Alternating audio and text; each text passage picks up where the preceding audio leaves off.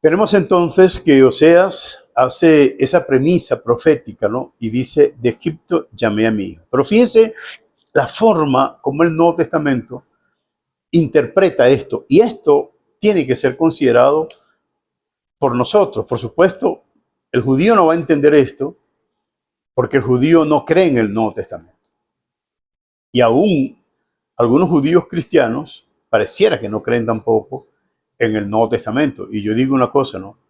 El Antiguo Testamento tiene una importancia y se reviste de una importancia elemental, perdón hermano, y estructural para lo que es la realización del Nuevo Testamento, porque todo se apoya precisamente en el Antiguo Testamento. Pero me llama la atención del Nuevo Testamento, y aquí copié pues el punto, ¿no? Donde Mateo, cuando Cristo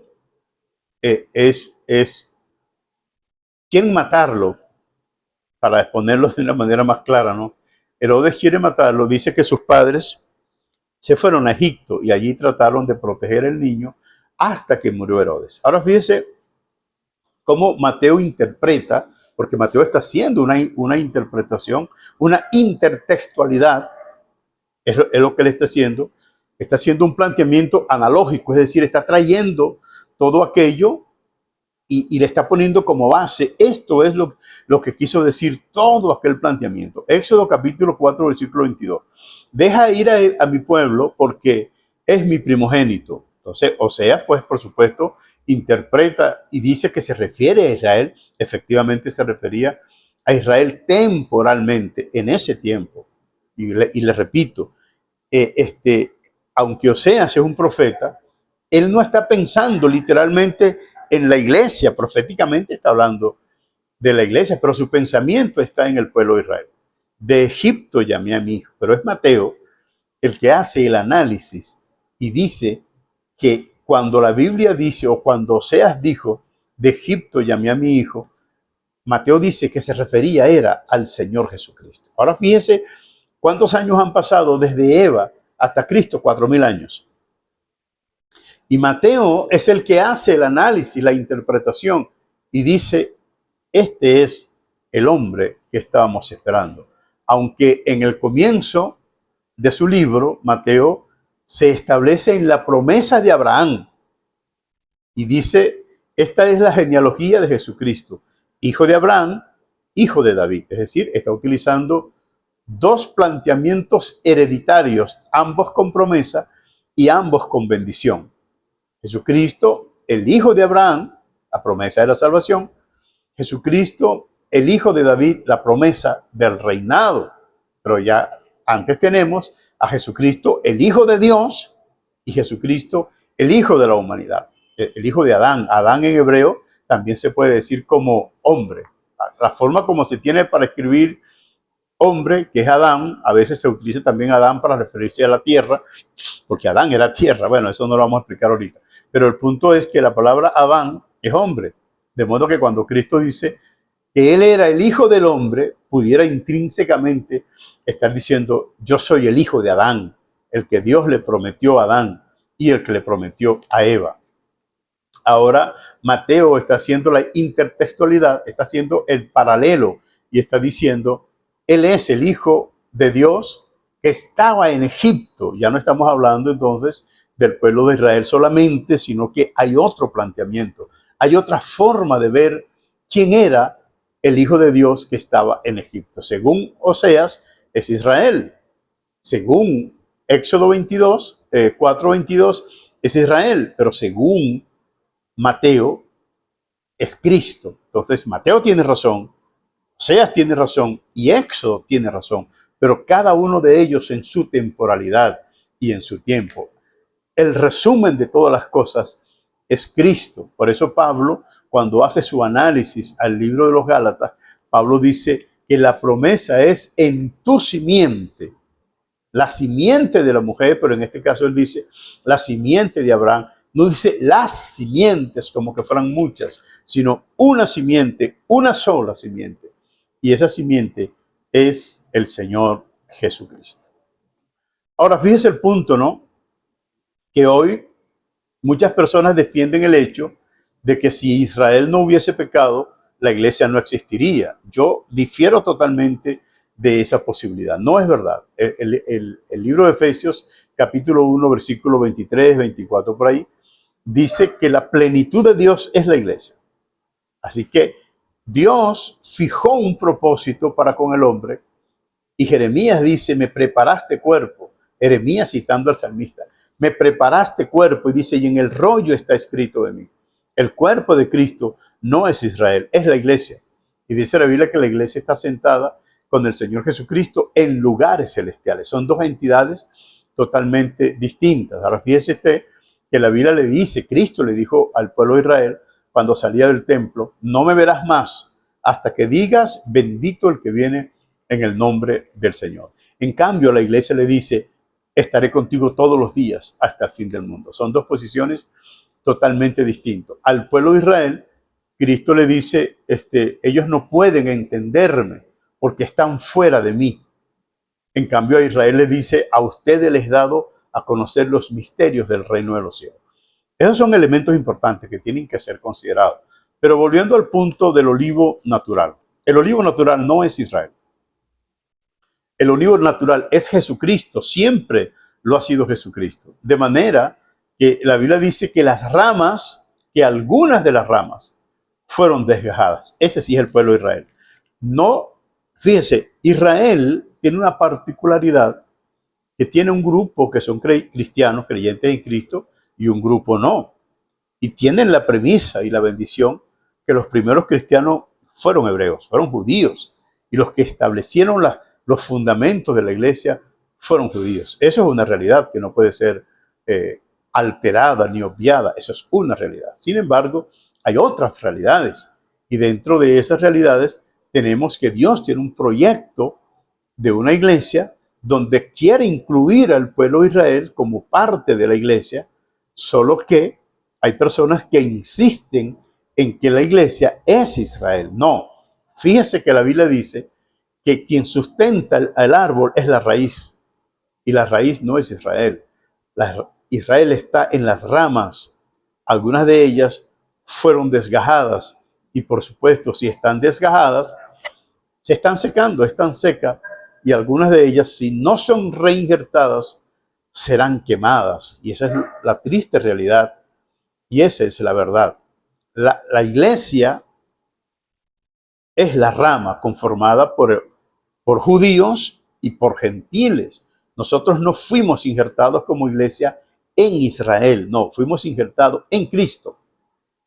Pero Israel, el que ha creído en Cristo, también está en Cristo. Y los gentiles que hemos creído en Cristo, estamos en Cristo. Entonces, resulta que Cristo, como el olivo natural, tiene en sus ramas a judíos y a gentiles, pero a todos ellos con el nombre de creyentes, como iglesia.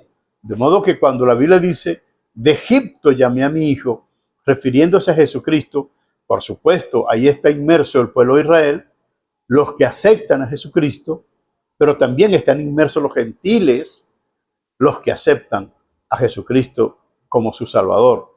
Y eso tiene que ser considerado desde esta perspectiva, porque teológicamente hablando no es posible concebir la idea de que si Israel no falla y no peca, entonces la iglesia no existiera. No es verdad, porque Dios le dijo a Adán, en ti serán benditas todas las familias de la tierra. Y Dios le dijo a Adán, tu hijo matará a la serpiente. Cuando estamos hablando de la promesa hecha a Adán, es una promesa universal. No estamos hablando de un pueblo pasado aproximadamente, puedo decir, 2000 años después, un poquito más. Como le digo, no manejo bien ese espacio de tiempo. Dios le hace una promesa a Abraham, y en esa promesa le dice, en ti serán benditas todas las familias de la tierra. Tú eres mi hijo, mi primogénito, pero en ti, en ese hijo primogénito, serán benditas todas las familias de la tierra. Ahora, después de eso, Pablo dice, el hijo primogénito no es Israel, es un israelita llamado Jesús. Él es el hijo primogénito y en él serán benditas todas las familias de la tierra. Ahora, ¿cómo nosotros como gentiles formamos parte de la primogenitura. Bueno, Cristo le dice al pueblo de Israel, algunos primeros, primogénitos, serán postreros, y algunos postreros serán primeros. Entonces que nosotros, los gentiles, que no éramos de los primeros, estábamos como entre los postreros, venimos a formar parte del olivo natural y ahora somos primeros. En cambio, algunos judíos que siempre estuvieron bajo una promesa, pero por causa de su rebelión fueron desgajados.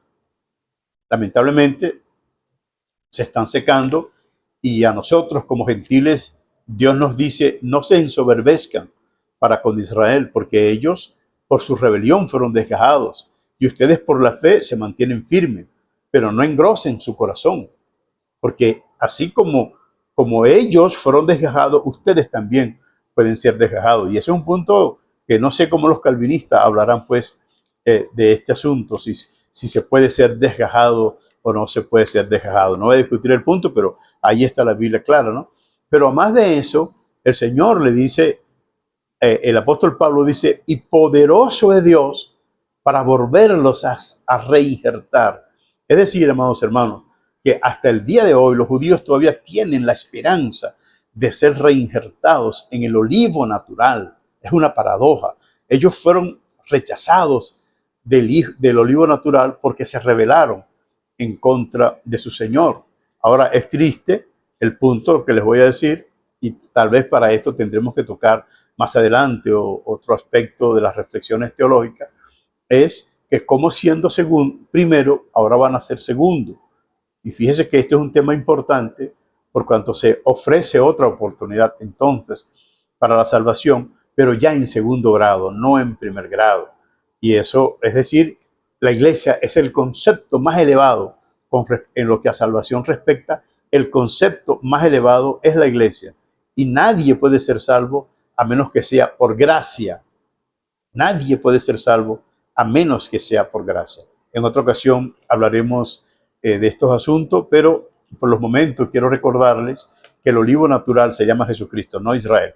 Y la iglesia está ligada a Jesucristo, así como aquellos judíos que creen en el Señor Jesucristo están ligados a Jesucristo, pero no como nación, sino como iglesia, como una entidad distinta, es decir, como el cuerpo del Señor Jesucristo. El hijo primogénito en un tiempo fue Israel, pero con la premisa y con el pensamiento divino de que ese hijo primogénito verdaderamente es Jesucristo. Solo que los judíos de aquel tiempo no lo sabían y los de ahora tampoco lo saben. Nosotros lo hemos logrado entender a través de las Escrituras y agradecemos a Dios por este momento tan maravilloso que nos permite entender un asunto tan complejo como este, pero que podemos analizar a través del tiempo cómo Dios ha ido, hizo una promesa, no fue que hizo varias promesas, hizo una promesa y a medida que el tiempo fue pasando, fue transfiriendo esa promesa de generación en generación, solo que cada generación quiso apoderarse de esa promesa y no quiso que continuara el proyecto de Dios. Por supuesto, no lo entendían, pero Dios, que no está sujeto al entendimiento y el pensamiento de los hombres, sigue haciendo las cosas de manera que Él, la forma como Él lo ha establecido. Es decir, que Dios reaccionó a la negativa del pueblo de Israel, pero esa reacción no fue más que la continuidad de su acción primaria. La reacción de Dios en este caso se ve como que reacciona, pero básicamente lo que quiere es mantener el proyecto primigenio, lo que Él ha establecido desde el principio y lo que siempre ha querido. Se despide de ustedes el pastor Luis Soledad Román, esperando pues que estas palabras puedan ayudarles lo que es en las reflexiones teológicas y algunas otras cosas que podamos hablar en el futuro. Estamos acá en Caracas, en la iglesia Dios Establece, predicando el evangelio de la luz que brilla. Con mucho gusto pudiera atender algunas interrogantes que puedan tener y si está pues a mi alcance darles respuesta, seguramente así lo haré. Que el Señor les bendiga, es un gusto y un gran placer poderles servir. Nos veremos en el río.